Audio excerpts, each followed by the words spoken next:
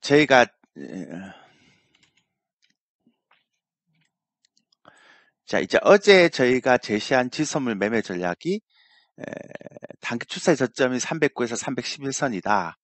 그래서 단기 추세를 보고 매매하시는 분들은 위 라인에서 위 구간에서 매수를 하고, 그 다음에 일봉 손절 라인은 일봉 종가가 309선 무너지면 손절 이렇게 얘기했습니다. 근데 이제 어제 종가가 장 마감 종가가 310선 정확하게 그러니까 310선이라서 마감을 했죠. 그래서 매수 체결이 되신 것 같고요. 자, 오늘 오전 9시 30분 전에 상승하면 이익시전 청산하세요. 왜냐하면 지금 야간 선물이 2.6포인트 정도 상승했거든요. 그래서 요거를 이익시전 하시면 될 것 같습니다. 그리고 앞으로는 지수 선물은 추세가 보이기 전에는 이렇게 좀 짧게 가져갑니다. 당연히 저희는 장중 매매도 하지만 어제처럼 오버나잇이 기본입니다. 제가 말씀드렸죠. 파생 장중 매매도 하지만 오버나잇이 기본입니다. 그러니까 장중 매매만 하면 안 됩니다. 보일 때는 오버나잇 해야 됩니다. 그러니까 오버나잇 안 하면 돈이 안 돼요, 여러분들. 파생하시면 아시겠지만. 그리고 나중에 추세가 이제 큰 추세 나오면 이제 길게 이제 그러니까 매수든 매도든 진입해서 길게 보유해 갑니다. 근데 아직은 이제 그럴 상황이 아니니까. 그래서 어제 제시한 선물 매매 전략은 이렇게 들어왔는데요. 여러분들이 아마 오늘 이렇게 어제 체결되신 분들 오늘 오전 9시 30분 전에 이익시전 청산하셔야 됩니다. 야간 선물이 2.6포인트 상승했기 때문에 꼭 해주세요. 그리고 무포지션 유지를 하십시오. 유지 관점 이렇게 접근하시면 될 것 같습니다. 됐죠? 그래서 어제 제가 309에서 311 사이 얘기했는데 정확하게 310에 딱 마감되도록 신기하죠. 그래서 어쨌든 이익실을 했다라고 오늘 한다라고 얘기하시면 되죠. 앞으로 이런 식으로 해서 일주일에 한 두세 번 정도만 매매하면 될 것 같아요. 지선물은 이제 4월 17일 날 본격적으로 이제 선물 상품이 이제 오픈이 되잖아요. 그때는 이제 지금하고 좀 다르게 HTS, 모의 HTS를 제가 이제 이렇게 하고 문자도 이제 실시간으로 좀 드릴게요. 그리고 그러니까 제가 체결되면 체결됐다라고 문자를 드릴게요. 사실 그게 좋은 건 아니에요. 이렇게 라인을 정해놓고 여러분들이 알아서 매매하면 되는데 여기 딱 중간값이 310선이라서 어제 종가가 딱 그렇게 왔더라고요. 그래서 그렇게 보시면 되고, 자, 시황 좀 말씀드릴게요.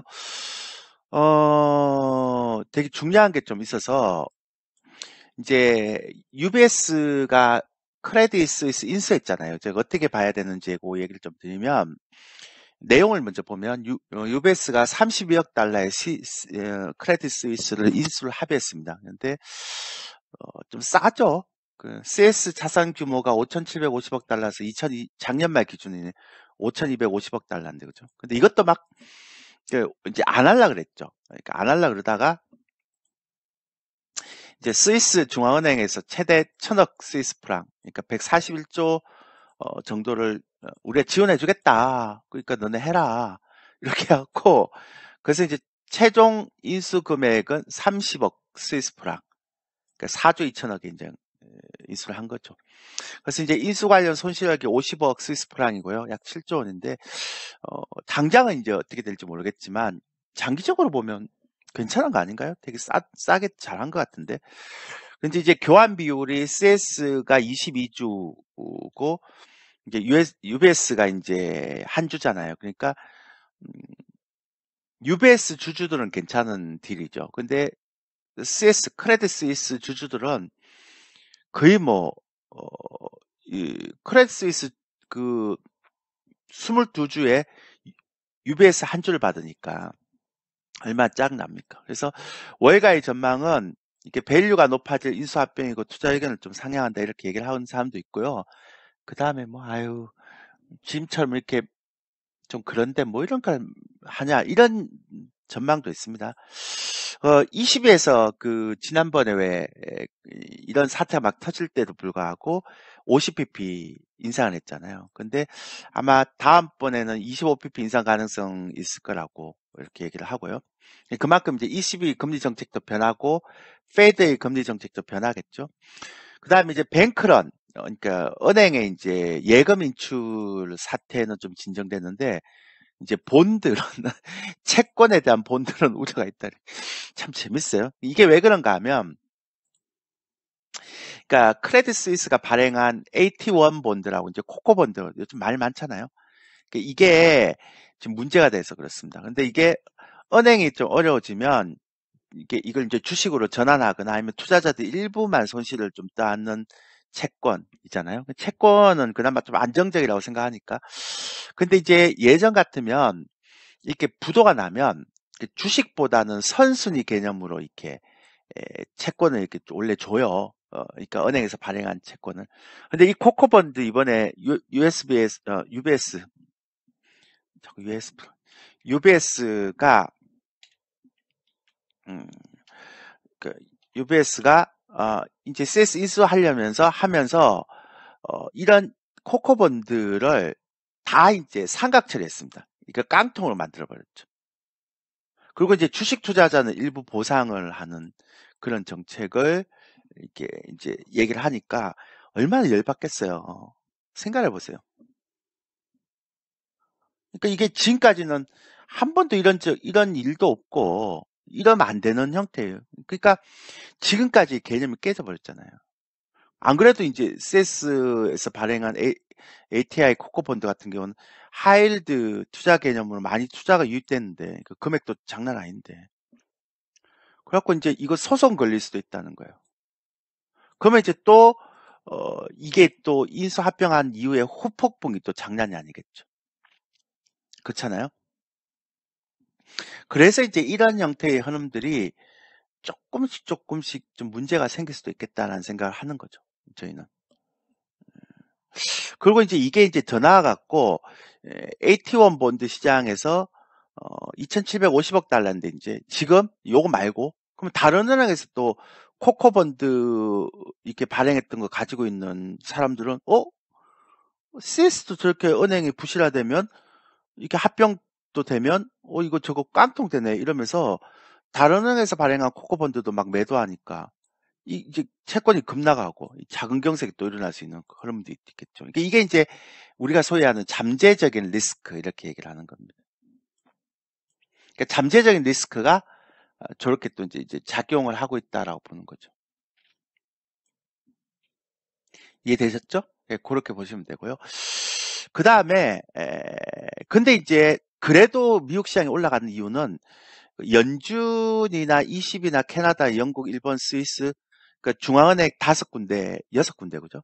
6군데가 달러 공급, 유동성 공급에 합의하고요. 예전까지만 하더라도 달러 수합을 매주 했었는데 그걸 이제 4월 말까지 좀 지금 위기가 있으니까 매일로 바꿨죠. 매주를. 그러니까 이제 약간 위기가 좀 잠잠해지는 거죠. 빨리빨리. 그 다음에 연준에서 이제 문제가 되는, 그러니까 좀 뭐 지방은행뿐만 아니라 제가 지난번에 말씀드렸잖아요. 그 지방은행이 가지고 있는 국채라든지 MBS, 그러니까 모기지 채권 이런 것들이 이렇게 손실이 난 상태에서 팔지 못한 상태에서 이제 경색이 오기 때문에 그걸 담보로 해서 단기 대출을 해줬다 그랬죠. 그러니까 단기 유동성을 공급하는 겁니다. 근데 이건 QE 개념하고 좀 차이가 있습니다. QE 개념이라고 얘기하시면 안 됩니다. 왜냐하면 QE는 돈을 풀어서 그 돈이 시중으로 가는 효과가 있지만 얘들 같은 경우는 단기 유동성이죠. 이게 담보를 딱 잡아서 가고 그리고 이제 은행이 유동성에 약간 위기가 있는 상태에서는 한번 생각해 보세요, 여러분들이. 그걸 단기 유동성을 받았다고 해서 그거를 다시 이렇게 풀겠어요? 갖고 있어야지. 그러니까 그래야 유동성 위기가 나왔을 때 안 흔들리죠. 그 CS처럼 되면 안 되잖아요. 그래서 중앙은행에서 유동성을 준다 하더라도 얘네들 입장에서는 절대로 그 시중에 대출을 안 하니까 이거는 양적 완화하고는 개념이 좀 차이가 있습니다.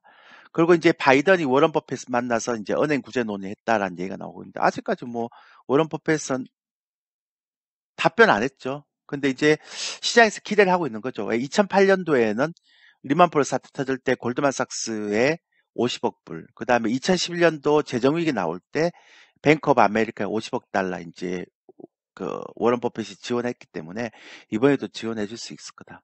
그냥 싸니까. 그 워런 버핏 같은 거 막 위기가 생겼을 때 쌀 때 막 사버리잖아요.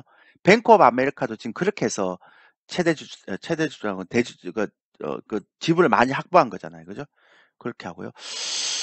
근데 이렇게 되니까 이제 FOMC 회의가 있는데 이게 이제 딜레마가 들어온 거죠. 왜냐하면 이제는 뭐 고용지표, 물가지표 다 죽어버렸고 이슈가 하나도 없어져 버렸고 이제 3월 FOMC 회의는 25bp 금리, 저는 이제 25bp 인상 가능성이라 생각하고 5월달 FOMC에서 마지막 금리 인상이라고 계속 말씀드렸잖아요.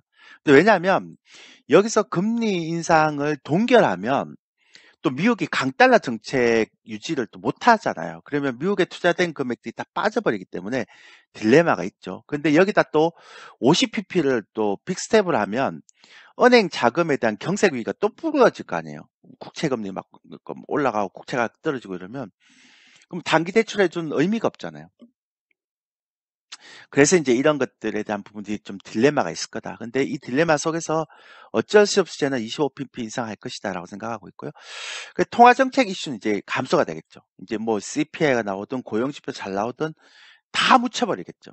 그리고 이제 경기 침체가 이제 어떻게 올 것이냐. 어제 아마존도 이제 또 그 감원 발표했잖아요. 그래서 이런 경기 침체 강도나 실물 경제 경기 하락이나 소비 절벽이 어떤 식으로 올 것인가가 이제 가장 중요한 거고, 그 다음에 이 연준의 통화 정책 딜레마는 아마 잠재적인 리스크가 될 가능성이 굉장히 커 보입니다.